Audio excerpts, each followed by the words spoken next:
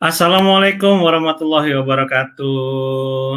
Selamat sore Bapak Ibu, teman-teman, adik-adik semua yang sudah nungguin nih dari tadi program belajar live-nya di kolaborasi antara Cari Ustadz dengan sekolahmu. Yang sore hari ini kita akan ditemani oleh salah seorang narasumber yang keren banget pastinya ya. Sebelumnya perkenalkan dulu, nama saya Angga Yuda, biasa dipanggil AY, saya adalah teman guru belajar di sekolahmu. Dan sore hari ini saya tidak akan sendiri, karena sore hari ini saya akan ditemani oleh salah seorang ustadz kita nih, yang akan berbagi tentang suatu konsep yang namanya ikhtiar, begitu ya. Nah, sekarang kita coba sapa-sapa dulu nih, ustadznya sudah gabung nih di ujung ruangan sebelah sana. Assalamualaikum, Ustadz Aceng. Waalaikumsalam warahmatullahi. Alhamdulillah. Wah, tadi ini agak sempat ada sedikit kendala, tapi alhamdulillah sudah terlewati ya. Betul, Pak. Ya, betul. Ya, gimana Ustadz kabar Garut? Alhamdulillah, baik. Mohon doanya agar senantiasa kondusif. Iya, alhamdulillah. Belum sampai sana ya. Semoga nggak nyampe ya malah ya. Amin. Iya, jadi Bapak Ibu sekalian, teman-teman semua yang sedang menyaksikan program live kita sore hari ini, saya mau izin nih, Ustadz, memperkenalkan dulu gitu ya tentang Ustadz Aceng. Nanti kalau ada yang keliru mohon diperbaiki. Ini panggilannya Ustadz Aceng ya? Betul. Iya. Ini namanya ini Sunda sekali nih Ustadz. Betul. Iya, jadi Bapak Ibu sekalian, teman-teman, Ustadz Aceng ini beliau adalah salah seorang pengurus di Pondok Pesantren Fauzan di Garut, dan sampai sekarang beliau juga aktif di anggota MUI Garut Komisi Fatwa. Jadi mumpuni sekali ya untuk berbicara tentang apa yang jadi topik bahasan kita sore hari ini. Beliau juga menjadi dosen fikih, usul fikih, ilmu hadis di Stibes NU Garut. Begitu kira-kira Ustadz ya? Iya. Nah, sore hari ini kita mau bahas tentang sebuah konsep yang sebetulnya ini menarik sekali ya untuk kita pelajari bersama. Karena kalau saya lihat tuh di grup-grup gitu ya, itu dengan adanya pandemi virus yang sekarang ini tuh kayaknya tuh seolah-olah terbagi jadi dua kubu nih, Tat. Jadi ada kubu yang bilang katanya, oh ya udahlah ngapain kan semua takdir sudah Allah yang atur gitu ya. Ya kita keluar aja gitu. Toh juga nanti kalau emang kenyataannya sehat, kita juga akan tetap sehat. Tapi ada juga yang bilang bahwa, oh nggak bisa gitu dong, kita ini kan harus ikhtiar, harus berusaha juga, jangan sampai penyakit itu kena ke kita. Nah, maka dari itu, teman-teman, sahabat, kawan murid semua, kita akan coba belajar langsung nih dari Ustadz Aceng tentang konsep ikhtiar tuh sebenarnya kayak gimana sih, dan apakah benar kalau kita sudah berusaha, sudah berikhtiar, itu juga bagian dari ibadah. Kira-kira begitu, Ustadz ya? Oke, baik. Tanpa berpanjang lebar lagi, nanti kita akan langsung segera mulai saja. Oh iya, satu lagi. Bagi Anda semua yang sudah punya pertanyaan atau selama Ustadz Aceng memaparkan pemaparannya, kalau ada yang mau ditanya, langsung aja klik kolom komentar, kemudian masukkan komentar Anda dan kemudian kirimkan. Nanti akan kita bahas bersama-sama dengan Ustadz Aceng. Baik, Ustadz, tanpa berpanjang lebar lagi, saya persilakan Ustadz Aceng untuk menyampaikan apa yang jadi pokok bahasan kita sore hari ini. Tafadhol, Ustadz. Assalamualaikum warahmatullahi wabarakatuh. Hamdan wa salaman amma ba'du. Wala hawla wala quwwata illa billahil aliyyil azim. Hadratal musyahidin wal musyahidat, para sahabat, para ulur, para pemirsa dimanapun Anda berada, semoga saat ini, besok, dan seterusnya kita senantiasa berada dalam limpahan berkah dan rahmat Allah Subhanahu wa Ta'ala. Tak lupa kita doakan pula saudara kita, kerabat kita, sahabat kita yang telah gugur mendahului kita sebab COVID-19 atau virus yang kita kenal dengan corona. Mudah-mudahan mereka semua diampuni segala kekhilafan dan kesalahan Allah dan diterima segala amal baik dari Allah Subhanahu wa Ta'ala. Amin ya rabbal alamin. Sebagaimana tadi disampaikan di depan oleh Pak Aye, bahwa ada dua kubu besar dari masyarakat kita yang menyikapi fenomena COVID-19. atau wabah virus corona ini. Kubu pertama mengatakan, nggak perlu takut, toh nyawa sudah ada di tangan Allah. Ngapain kita perlu takut? Sementara kubu yang lain berhati-hati, sangat berhati-hati, bahkan tidak jarang kehati-hatiannya mengundang salah satu sifat ketakutan yang berlebihan, atau yang kita kenal dengan istilah paranoid atau parno. Lalu bagaimana semestinya kita bersikap? Sebelum kita berbicara lebih panjang tentang bagaimana seharusnya kita menyikapi wabah COVID-19 ini, terlebih dahulu mari kita berkaca kepada sejarah pada zaman Rasulullah SAW dan para sahabat. Kita mulai dari sejarah Sayyidina Umar bin Khattab ketika beliau berstatus sebagai Amirul Mukminin. Kala itu beliau bersama rombongan melakukan perjalanan menuju Syam yang saat itu dipimpin atau digubernuri oleh seorang sahabat Nabi yang mulia, yakni Abu Ubaidah bin Al-Jarrah. Tinggal juga di Syam bersama beliau Sayyidina Mu'adz bin Jabal. Ini nama-nama yang cukup familiar di kalangan para sahabat. Sampai di perbatasan kemudian rombongan Amirul Mukminin Sayyidina Umar dijemput oleh Gubernur Abu Ubaidah bersama rombongannya dari Syam itu sendiri. Sayyidina Umar sempat bertanya, kenapa engkau menjemput kami di sini? Kemudian Sayyidina Abu Ubaidah mengatakan, sekaligus menginformasikan bahwa di negerinya, yaitu di Syam saat itu, sedang terjadi wabah atau dikenal dengan ta'un, wabah yang meluas, atau dalam istilah kita sekarang adalah endemi, begitu. Lalu kemudian Sayyidina Umar mengajak musyawarah para sahabat-sahabat yang lain guna mempertimbangkan apakah mau melanjutkan perjalanannya atau kembali pulang ke Madinah. Sebagian sahabat mengatakan lanjutkan saja, ngapain mesti kembali? Sementara sahabat yang lain mengatakan kembali saja, demi untuk mencegah dari hal-hal yang tidak diinginkan. Singkat kata, Sayyidina Umar memutuskan untuk pulang kembali ke Madinah tanpa melanjutkan perjalanannya menuju kota Syam. Nah, keputusan Sayyidina Umar ini sempat diprotes dalam tanda petik atau sempat dipertanyakan dengan bahasa, kenapa ya Amirul Mukminin, orang selevel engkau, sehebat engkau, seluar biasa engkau, seistimewa engkau, lari dari takdir Allah? Bukankah ta'un atau wabah itu merupakan takdir yang sudah ditetapkan oleh Allah? Kenapa engkau lari darinya? Maka dengan sangat diplomatis Sayyidina Umar menjawab, nafirru min qadarillah ila qadarillah, atau kama qala, kami berlari dari takdir Allah yang satu menuju takdir Allah yang lain. Bahkan Sayyidina Umar juga kembali bertanya kepada Abu Ubaidah bin Al-Jarrah, jika engkau punya gembala, lalu di hadapanmu ada dua tanah, yang satu subur dengan rumputannya yang hijau, sementara yang lain tandus dan tidak subur sama sekali, mau kau bawa kemana gembalamu itu? Tentu jawabannya adalah mau dibawa ke daerah yang subur dan rumputannya hijau. Lah, bukankah yang tandus juga adalah takdirnya Allah? Maka di sini takdir Allah adalah sebuah ketetapan, tetapi manusia selalu punya ikhtiar, selalu punya hak pilih untuk menentukan jalan nasibnya. Betapapun takdir dalam skala yang makro, itu semuanya adalah ketetapan Allah Subhanahu wa ta'ala. Jika kita mengaca pada peristiwa ini, seorang sekali Sayyidina Umar bin Khattab yang termasuk di antara 10 sahabat Nabi yang dijamin masuk surga, tidak diragukan lagi keistimewaannya, seorang beliau pun tidak hendak melabrak wilayah-wilayah syariat atau wilayah-wilayah zahir.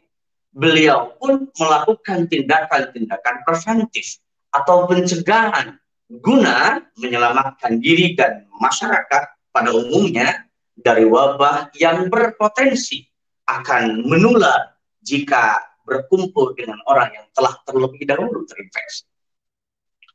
Dalam kesempatan lain, Nabi kita Muhammad Sallallahu Alaihi Wasallam dalam hadis yang diriwayatkan oleh Al-Imam Malik dan Imam Ibnu Majah, beliau sampaikan la dharar wala dirar. Tidak boleh membahayakan diri sendiri, pun juga tidak boleh membahayakan orang lain. Hal ini sejalan saya kira dengan himbauan dan anjuran pemerintah kita agar kita menghindari kerumunan, menghindari berkumpul bersama yang melibatkan banyak orang, guna meminimalisir resiko terinfeksi, baik menularkan ataupun tertular. La dharar wala dirar. Begini, jika dalam suatu kerumunan tersebut dimungkinkan ada orang yang sudah terinfeksi, sementara kita belum, kalau kita berkumpul ke sana, maka secara tidak langsung kita telah dharar, menyetorkan dalam tanda petik, menyetorkan nyawa atau mendaftarkan diri untuk ikut terinfeksi. Betapapun belum pasti, tetapi tindakan pencegahan selalu lebih efektif daripada tindakan pengobatan. Itu kalau kita yang terbebas, sementara orang lain yang memungkinkan sudah ada yang terinfeksi. Sebaliknya, ada kalanya kita yang sudah terinfeksi terlebih dahulu, betapapun tidak ada gejala-gejala yang menunjukkan itu. Misal, karena imunitas kita kuat, maka simptom-simptom atau gejala-gejala COVID-19 atau corona ini tidak nampak dalam diri kita. Namun status kita adalah carrier. Status kita adalah membawa virus. Kemudian kita berkerumun, kemudian kita berinteraksi.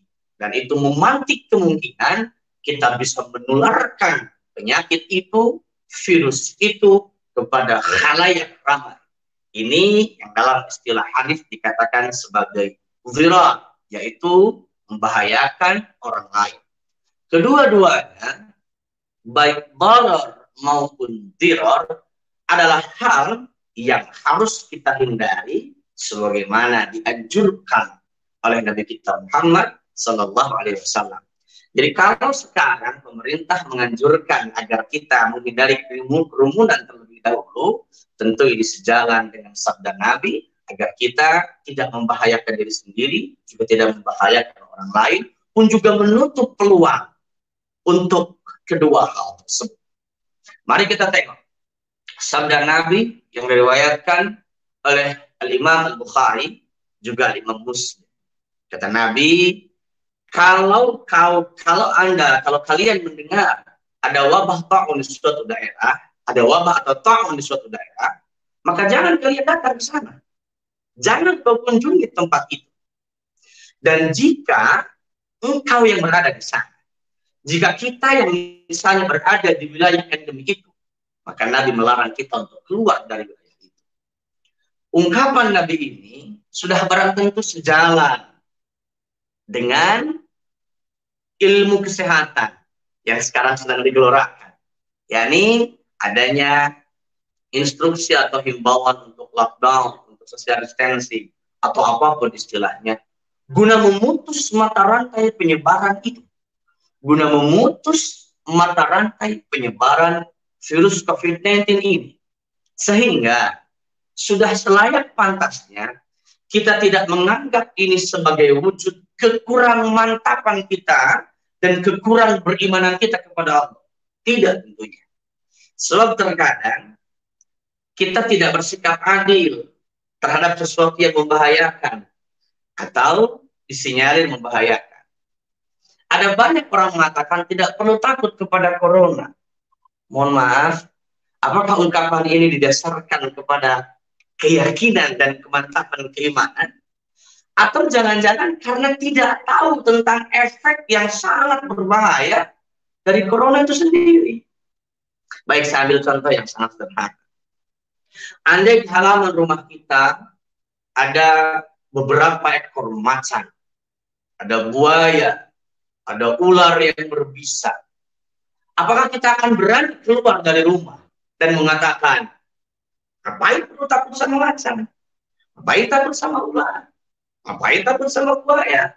Toh semua adalah makhluk Allah. Saya kira tidak.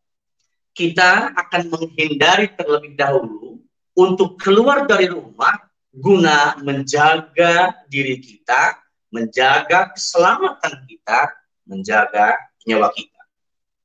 Perlu kita ingat bahwa salah satu tujuan pensyariatan, salah satu tujuan diturunkannya agama oleh Allah yang prinsip adalah hifdzun nafsi, atau menjaga diri, menjaga jiwa, menjaga nyawa, baik diri orang lain maupun diri kita sendiri, baik nyawa kita maupun nyawa orang lain. Hal ini sejalan tentunya dengan ungkapan Nabi yang tadi, la dharar wa la dhirar. Tidak boleh membahayakan diri sendiri, pun juga tidak boleh membahayakan orang lain. Satu hal yang perlu kita pahami bersama, bahwa bisa jadi Allah Subhanahu wa Ta'ala dalam menyelamatkan kita, dalam menjaga diri kita, menjaga jiwa kita, menjaga nyawa kita, adalah dengan melalui himbauan-himbauan yang datang dari pemerintah atau tenaga ahli, yaitu tenaga medis atau tenaga kesehatan dalam hal ini. Bisa jadi mereka-mereka itu adalah wakil Allah dalam tanda petik. Tentu mereka adalah ciptaan Allah. Bisa jadi mereka adalah wakil Allah yang diutus untuk menyelamatkan kita. Kalau suatu ketika kita tidak selamat karena kita, mohon maaf, congkak dan angkuh, tidak mau mendengar saran mereka, tidak berarti Allah tidak ingin menjaga kita, tidak berarti Allah tidak menyelamatkan kita, tetapi kita abai terhadap peringatan dari Allah Subhanahu wa Ta'ala melalui mereka. Karena tentu Allah tidak datang langsung gitu ya. Allah tidak datang langsung ke kita lalu menyelamatkan kita, melindungi kita, tidak. Bisa jadi tenaga medis, aparatur pemerintahan dengan segala himbauan dan anjurannya adalah cara Allah untuk mengingatkan kita dan cara Allah untuk menjaga kita agar selamat dari virus atau wabah yang membahayakan ini. Dalam hadis lain, Nabi Shallallahu Alaihi Wasallam bersabda, ini riwayat Imam Bukhari dan Imam Muslim, bahwa orang yang di daerahnya terkena wabah, kemudian dia bersabar tinggal di rumahnya, tidak keluar, tidak berinteraksi terlebih dahulu, menjaga dulu atau mengisolasi diri dulu. Dia bersabar, sabiran, muhtasiban, ya'lamu annahu la yusibuhu illa ma kataballah, dan dia sabar, dia tetap mencari ridha Allah sambil mengisolasi diri demi untuk tidak membawa bahaya atau membahayakan orang lain, demi untuk tidak membahayakan diri sendiri. Maka nanti andai kata beliau wafat, andai kata dia meninggal, maka illa kana lahu mithlu ajri syahid. Maka orang tersebut meninggalnya memiliki pahala sebagaimana pahalanya orang yang mati syahid. Uniknya, Al-Imam Ibnu Hajar Al-Asqalani dalam mensyarahi hadis ini, beliau katakan, orang yang menjaga diri di rumahnya, mengisolasi diri demi untuk memutus mata rantai virus atau wabah ini, betapapun kemudian dia tidak terkena wabah itu, betapapun dia tidak wafat dengan wabah itu, maka tetap saja dia berpotensi untuk memiliki pahala sebagaimana orang yang mati syahid ketika suatu saat dia meninggal dunia. Jadi luar biasa. Jadi mengisolasi diri, memutus mata rantai taun atau wabah. Dalam kasus sekarang adalah COVID-19 atau corona, itu bisa kita niati bukan semata-mata untuk patuh kepada ulil amri, melainkan juga untuk ittiba' sunnah, untuk menyerang, untuk melakukan, untuk mengaplikasikan saran dan sabda Nabi kita Muhammad Sallallahu Alaihi Wasallam. Loh, bukankah kita bisa bertawakal kepada Allah? Saudaraku, tawakal adalah bagian dari ajaran dalam agama kita. Tetapi pernah diriwayatkan bahwa ada seorang laki-laki di zaman Nabi bertanya kepada Rasulullah. Laki-laki ini membawa untanya. Ya Rasulullah, apakah unta ini aku lepaskan lalu aku bertawakal kepada Allah? Atau aku ikat unta ini lalu aku bertawakal kepada Allah? Apa sabda Nabi? Ikat untanya, maksudnya supaya tidak kabur, dan kau bertawakal kepada Allah. Artinya, tawakal sudah seyogianya, tidak dibenturkan dengan jalan ikhtiar. Usaha kita lakukan, doa kita kencangkan, dan hasil akhir kita pasrahkan kepada Allah Subhanahu wa Ta'ala, karena Allah selalu tahu dan paham apa yang terbaik untuk kita. Semoga Allah senantiasa memberikan yang terbaik kepada kita semua.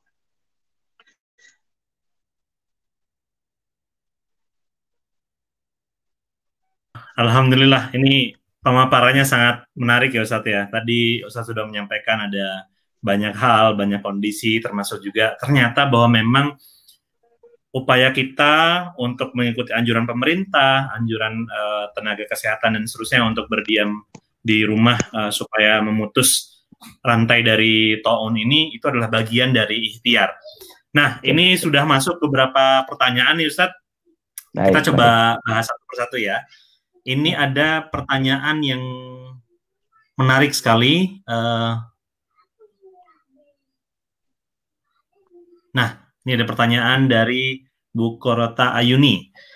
Apakah orang yang berikhtiar untuk memilih sholat jamaah di rumah tetap termasuk orang yang beriman? Ini juga kalau nggak salah di kompleks saya juga ini agak kontroversi sebetulnya. Tapi silakan Ustaz, boleh dijawab. Baik. Apakah orang yang sholat berjamaah di rumah juga yang memilih sholat berjamaah di rumah tetap termasuk orang yang beriman? Tentu. Meninggalkan sholat berjamaah di masjid tidak berarti kita meninggalkan sholat begitu saja. Sebagaimana meninggalkan sholat Jumat di masjid tidak berarti kita meninggalkan sholat Jumat begitu saja. Tetapi kita ganti dengan sholat zuhur.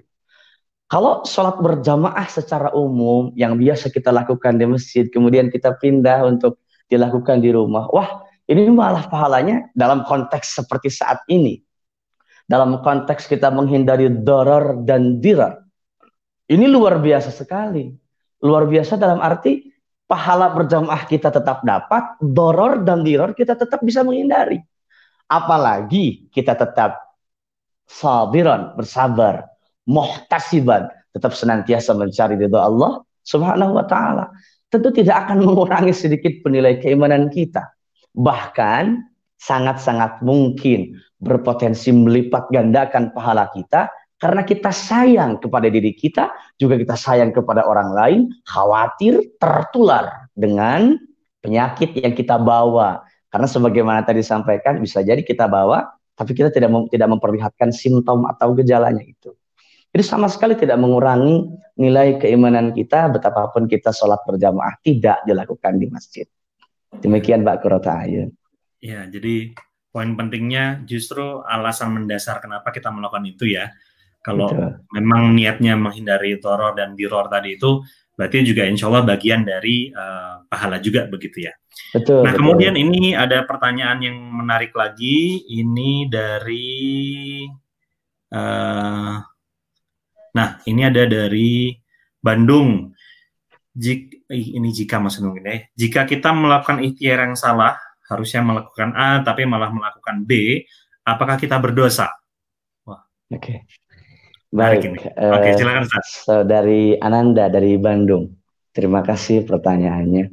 Jika kita melakukan ikhtiar yang salah, begini saudari Ananda, apakah sudah barang pasti dan barang tentu ikhtiar itu akan menimbulkan atau akan menuai hasil? Lagi-lagi tugas kita adalah berikhtiar. Urusan hasil kita serahkan kepada Allah. Baik, saya ambil contoh yang sangat simpel dan sangat sederhana tentang ikhtiar ini. Kalau kita tanya, siapa yang memberikan rasa kenyang kepada kita? Tentu Allah dong. Mohon maaf, siapa yang memberikan keturunan atau anak-anak bagi kita yang sudah berumah tangga, yang sudah berkeluarga? Tentu jawabannya adalah Allah dong. Lalu, apakah bisa kita kenyang tanpa makan? Kalau kita jawab secara keyakinan dan keimanan kita, tentu mungkin saja kalau Allah berkehendak begitu. Tetapi ada hukum adi, ada hukum yang berlaku sebagai hukum kebiasaan. Yakni Allah biasa memberikan rasa kenyang kepada kita seiring dengan kita mengkonsumsi makanan. Kita berdoa kepada Allah agar diberikan anak yang saleh, agar diberikan keturunan yang baik. Apakah mungkin kita punya keturunan yang salah itu, sementara mohon maaf, suami istri tidak melakukan hubungan suami istri? Ya mungkin saja pernah kejadian pada zaman Sayyidatuna Maryam alaihissalam, pernah kejadian juga zaman Nabi Adam yang tidak punya ibu, tidak punya bapak. Tetapi pada umumnya orang, kalau kita berdoa, tapi tidak melakukan tindak yang konkret, tidak melakukan aktivitas yang konkret, biasanya tidak menimbulkan hasil. Tetapi betapapun begitu, tidak sedikit juga orang yang makannya banyak, tapi belum diberikan kenyang. Tidak sedikit juga orang yang telah melakukan hubungan biologis, tapi tidak juga diberikan keturunan. Apakah dia salah? Sama sekali tidak bersalah. Karena kewajiban kita adalah berikhtiar. Adapun hasilnya, hasilnya itu kita tidak punya wilayah, bukan domain kita. Itu adalah murni hak prerogatif Allah Subhanahu wa Ta'ala. Itulah kenapa 3 komponen antara doa, ikhtiar, dan tawakal. Yang ketiga nih, pasrah. Setelah kita memohon, kemudian kita melakukan usaha. Ini 2 komponen yang sangat kuat ini. Lalu kita pasrahkan hasilnya kepada Allah Subhanahu wa Ta'ala agar kita tidak kecewa. Berdoa sudah, ikhtiar sudah, tapi kok hasilnya tidak sebagaimana kita inginkan. Kalau di awal kita sudah menerapkan konsep tawakal, maka insya Allah kita tidak akan kecewa. Namun jangan tawakal dulu sebelum ikhtiar. Jangan tawakal dulu sebelum berdoa dan berusaha. Begitu kira-kira Saudari Ananda. Oke, baik. Ini jawabannya mencerahkan sekali ya Ustaz ya. Jadi tetap urusan hasil itu diserahkan ke Allah. Apakah benar atau salah itu dikembalikan lagi ke yang punya kehidupan, begitu kira-kira ya. Nah, ini ada pertanyaan, mungkin satu pertanyaan terakhir mungkin ya sebelum nanti kita akhiri sesi ini. Ini ada pertanyaan dari Pak Suyitno Hadi. Ustaz, mana yang didahulukan antara menjaga agama dan menjaga diri dalam konteks corona ini, Ustaz? Baik. Wah, ini pertanyaan menarik sekali nih. Saya suka dengan pertanyaannya. Terima kasih Pak Suyitno Hadi. Mana yang lebih dahulu antara hifdzun nafsi dengan hifdzud din? Menjaga agama atau menjaga diri? Kedua-duanya ini kan termasuk pilar dalam syariat atau termasuk maqsadun min maqasidis syariah. Namun dalam konteks ini Pak Suyitno dan saudara-saudaraku yang lain, bagaimana mungkin kita bisa menjaga agama dengan baik kalau kondisi tubuh kita nggak sehat? Misal, bagaimana mungkin kita bisa beribadah kepada Allah dengan totalitas, dengan maksimal, kalau nyawa kita hilang? Atau nyawa kita nggak hilang, tapi kesehatan kita terancam. Misal, kita punya kewajiban untuk mencarikan nafkah bagi anak istri. Namun kitanya sakit, ngelumbruk, kalau istilah orang Jawa bilang, ngulahek, kalau istilah orang Sunda bilang, atau tergeletak tak berdaya begitu. Itu kan berarti kita akan mengabaikan kewajiban kita untuk beribadah, baik yang sifatnya mahdhah, yang sifatnya langsung, ataupun beribadah yang sifatnya ghair mahdhah, seperti mencari nafkah, menuntut ilmu. Bagaimana kita bisa mencari nafkah yang baik? Bagaimana kita bisa menuntut ilmu yang baik? Bagaimana kita bisa beribadah dengan optimal kalau jiwa kita, nyawa kita terancam? Jangankan sampai hilang, sakit parah saja itu pasti akan mengganggu efektivitas kita dalam menjaga agama itu sendiri, dalam memelihara agama itu sendiri. Jadi menjaga jiwa atau nyawa dalam konteks ini tidak hanya sebagai hal yang prinsip yang perlu kita lakukan, melainkan juga sebagai wasilah, sebagai perantara agar kita bisa menjaga agama secara lebih paripurna dengan cara sehatnya jasmani dan rohani kita. Semoga bisa membantu menjawab ya Pak Suyitno dan saudara-saudara yang lain. Baik, jadi kuncinya tadi, jadi istilahnya tidak perlu dibenturkan ya kok. Soal menjaga agama, menjaga din sama menjaga diri itu kok kayaknya bertolak belakang. Padahal sebetulnya Betul. sejalan ya Ustaz ya. Oke, Betul, baik. sejalan. Ini sebenarnya masih ada pertanyaan lagi nih Ustaz. Ada satu. Saya nggak tahu ini apa antum bersedia menjawab atau sudah ya atau gimana nih? Gak apa-apa, silahkan. Bagaimana baiknya? Boleh ya.